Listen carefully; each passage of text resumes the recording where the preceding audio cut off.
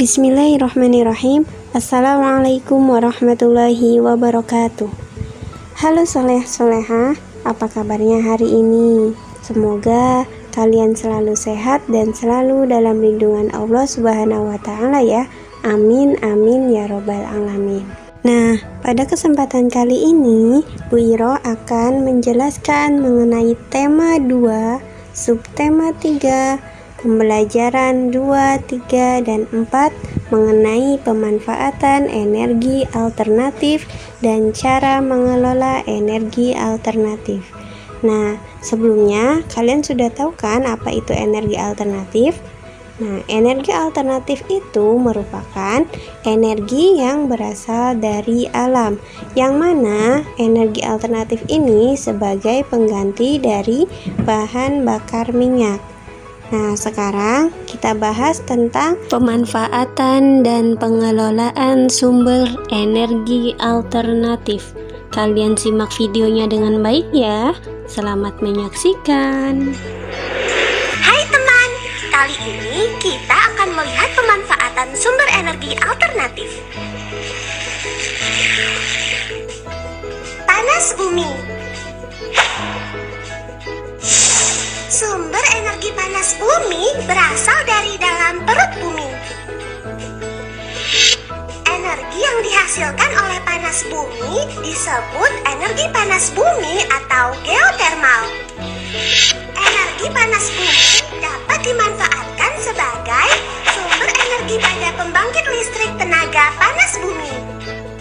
Sumber panas bumi berasal dari batu-batuan yang meleleh yang disebut magma. Magma akan memanaskan air yang tersimpan di bawah permukaan bumi, teman. Air yang dipanaskan oleh magma disebut zat cair panas bumi. Zat cair panas bumi inilah yang dialirkan ke atas permukaan bumi untuk diproses. Setelah sampai di permukaan bumi, zat cair panas bumi dipisahkan uap panas dan airnya. Uap panas yang telah dipisahkan kemudian dialirkan ke pembangkit listrik untuk memutar turbin yang terhubung ke generator. Putaran turbin akan menghasilkan energi gerak yang selanjutnya akan diubah oleh generator menjadi energi listrik. Zat cair panas bumi yang suhunya telah berkurang dikembalikan ke bawah permukaan tanah untuk dipanaskan kembali oleh magma. Biomasa.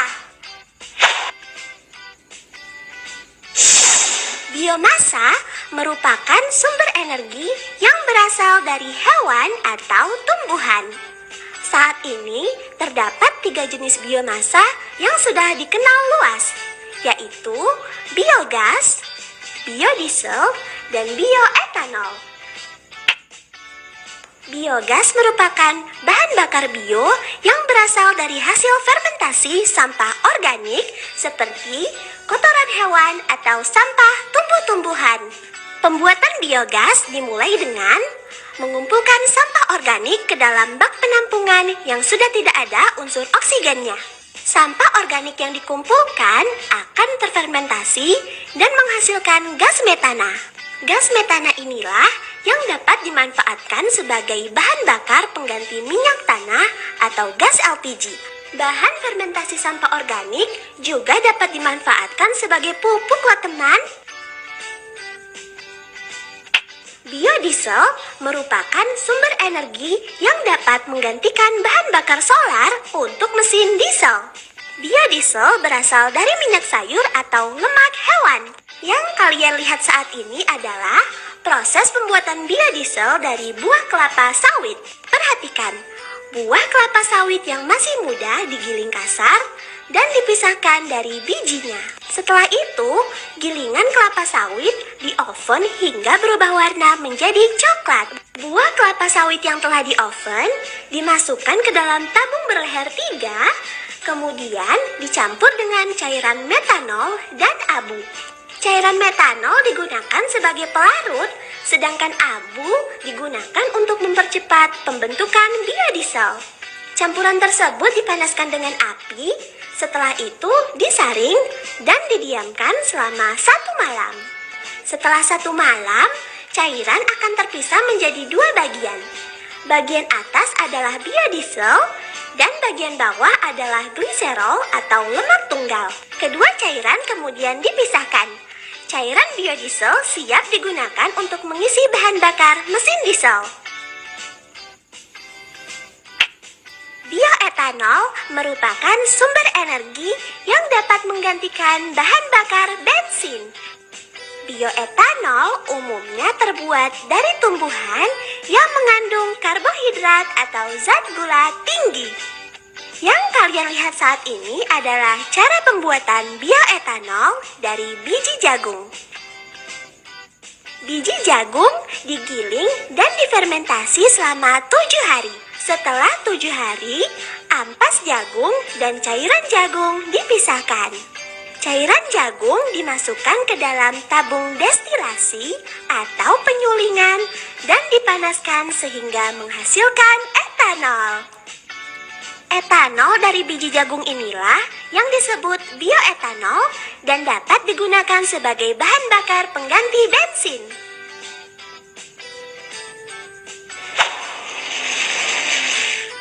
Angin. Angin merupakan gerakan udara yang terjadi karena perbedaan tekanan. Energi gerak dari angin dapat diubah menjadi energi listrik dengan alat yang menyerupai baling-baling besar. Saat baling-baling berputar karena terkena angin, maka turbin yang terhubung dengan generator akan ikut berputar. Generator akan menghasilkan listrik, kemudian dialirkan melalui kabel-kabel listrik untuk digunakan. Air. Seperti kita tahu bahwa air mengalir dari tempat yang tinggi ke tempat yang rendah. Gerakan alami air tersebut dapat kita manfaatkan menjadi energi listrik. Air yang mengalir dilewatkan melalui turbin sehingga turbin akan berputar. Putaran turbin akan menghasilkan energi yang selanjutnya akan diubah oleh generator menjadi energi listrik. Listrik yang dihasilkan generator akan dialirkan melalui kabel-kabel listrik hingga dapat digunakan untuk kehidupan sehari-hari. Gelombang air laut. Gelombang air laut adalah pergerakan naik turunnya air laut yang disebabkan oleh angin. Gerakan gelombang air laut tersebut ternyata dapat dimanfaatkan menjadi energi listrik. Gelombang air laut akan menggerakkan alat sehingga terjadi gerakan ke atas dan ke bawah seperti memompa. Air dari dalam laut akan memompa ke atas dan dialirkan untuk menggerakkan turbin.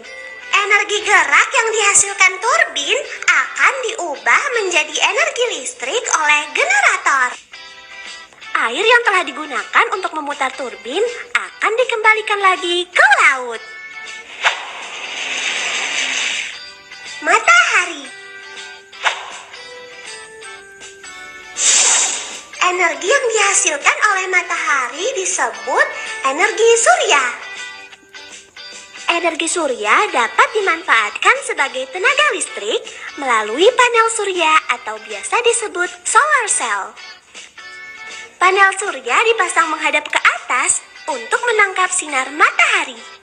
Panel surya terdiri dari 2 lapisan semikonduktor. Bagian atas bermuatan positif dan bagian bawah bermuatan negatif.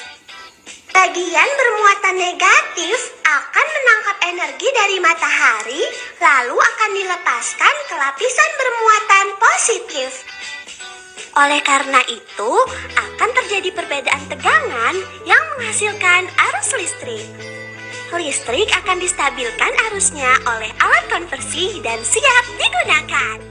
Nah, itu ya video pembelajaran yang dapat Ibu Ira sampaikan.